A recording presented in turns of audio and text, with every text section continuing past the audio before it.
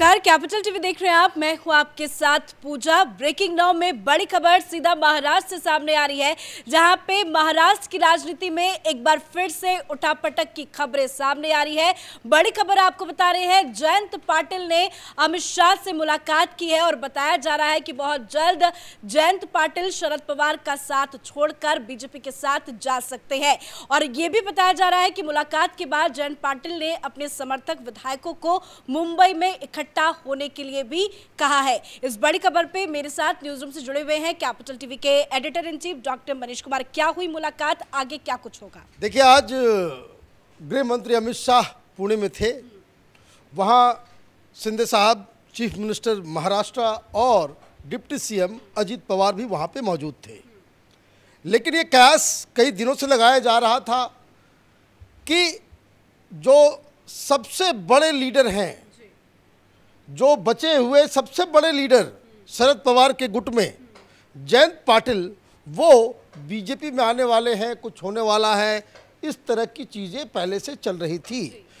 उसको आज कंफर्मेशन मिल गया जब पुणे के एक होटल में अमित शाह के साथ जयंत पाटिल की मीटिंग हुई।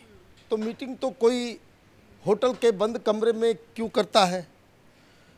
और ये खबर तब आ रही है जब ऑलरेडी इस बात की पुष्टि हो चुकी कि कई rounds of talk between Devendra Fadnavis और जयंत पाटिल के बीच हुई है।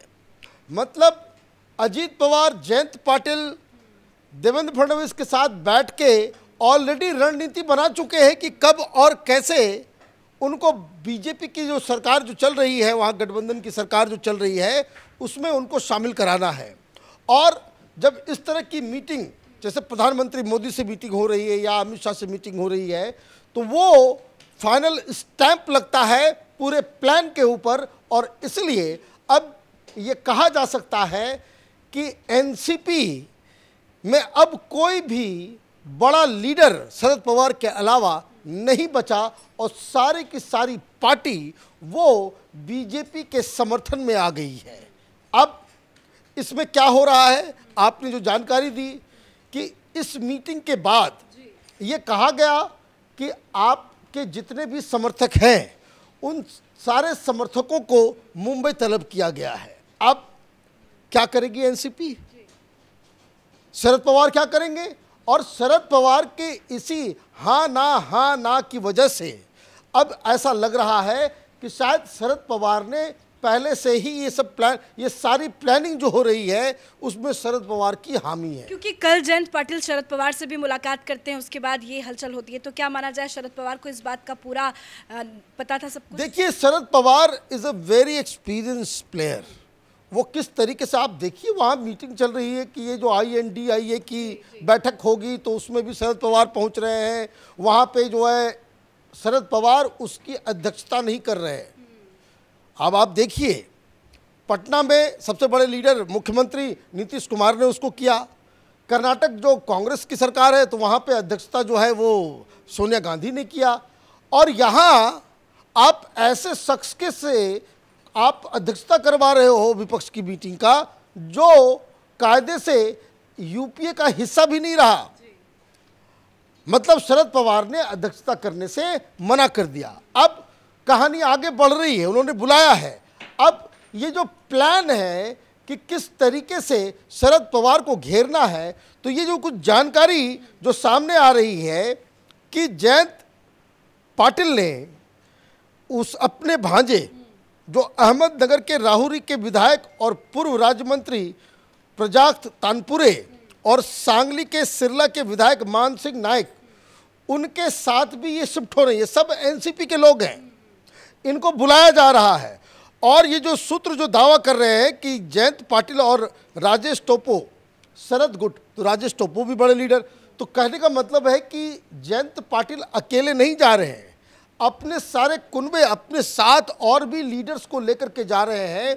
और आप इस बात को समझिए कि असेंबली सेशन चल रही है, सेशन के अंदर एनसीपी के जो शरद पवार के साथ वाले गुट के जो विधायक हैं वो असेंबली नहीं आ रहे हैं।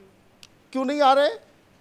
कि कहीं वो उधर नजर आए, क्योंकि हर विधायक को ये डर लगा हुआ है कि कहीं उसका सदस्यता जो है वो खत्म ना हो जाए।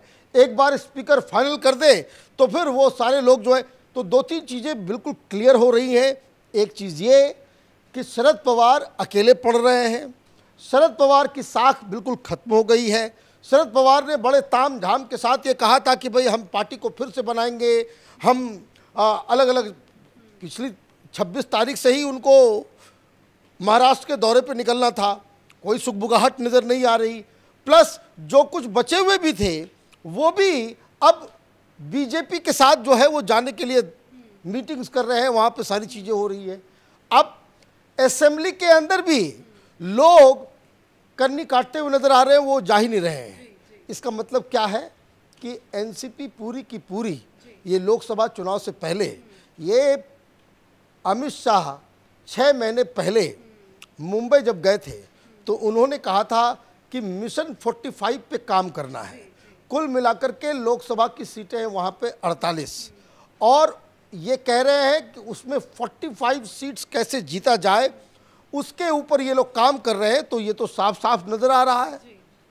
ये तो अगर ये जयंत पाटिल भी आ जाए, एनसीपी भी इधर, बीजेपी भी इधर और शिंदे गुट भी इधर शिवसेना का, तो फिर कांग्रेस पार्टी से भी बहुत बारात जो है वो अपना सफारी सूट जो है उन्होंने सिलवा लिया होगा, क्योंकि कांग्रेस पार्टी भी वहाँ पे टूट की कगार पे है।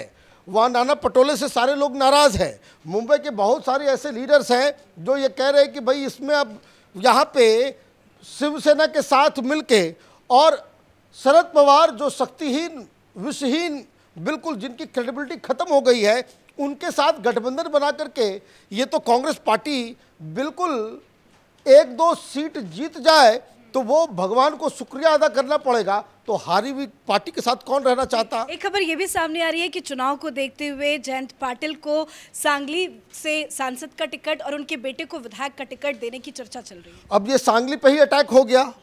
ये सांगली तो इनका शरद पवार का वो किला है। अब आपने न सिर्फ पार्टी तोड़ी, सब कुछ तोड़ा, और आप उनके किले के ऊपर ही आप जो है आपने हमला कर दिया।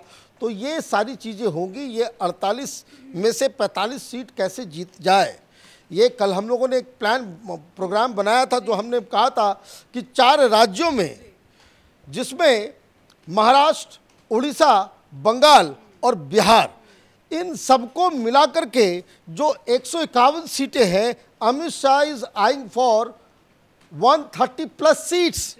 और पटनायक साहब से बातचीत हो गई, 21 की 21 सीटें जो है पटनायक साहब और भारतीय जनता पार्टी के बीच में वो जीत करके चले जाएंगे। अब इधर 48 में से 45।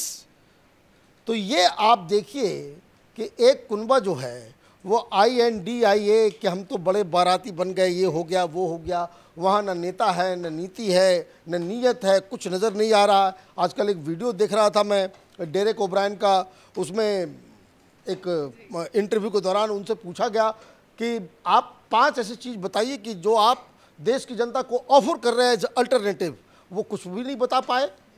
भाई इसका मतलब क्या है कि एक तरफ जो हार्डकोर पॉलिटिक्स जो होता है, जो संख्या कैसे लोकसभा में बढ़े, सरकार बनाने के लिए जो रणनीति की आवश्यकता है, उस पर अमित शाह काम कर रहे हैं।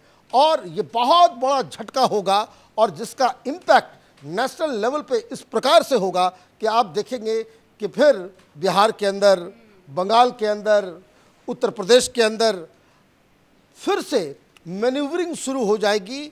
जो गठबंधन जो अभी दिख रहा है INDIA का, ये टूट की कगार पे पहुंचेगा और प्रधानमंत्री मोदी बीजेपी जो गठबंधन है वो धीरे धीरे मजबूत होते रहेंगे। धन्यवाद अपडेट के लिए। तो एक मुलाकात के बाद से एक बार फिर से महाराष्ट्र की राजनीति में हलचल जो है वो बढ़ गई है। ये मुलाकात जयंत पाटिल और अमित शाह के बीच में हुई है। दरअसल अमित शाह पुणे के दौरे में है और बताया ये जा रहा है कि एक 5 स्टार होटल में अमित शाह ने जयंत पाटिल से मुलाकात की है और बहुत जल्द जयंत पाटिल अमित शाह के साथ जा सकते हैं, शरद पवार को बड़ा झटका दे सकते हैं। इस बड़ी खबर में मेरे साथ फिलहाल इतना ही। कैमरा पर्सन रवि के साथ मैं पूजा, कैपिटल TV।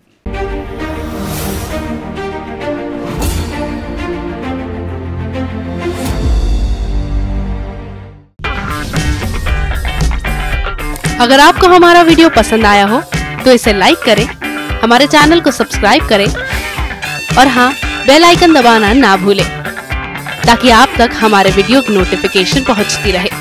आप अपना सुझाव हमें कमेंट बॉक्स में दे सकते हैं। हमारे साथ जुड़ने के लिए शुक्रिया।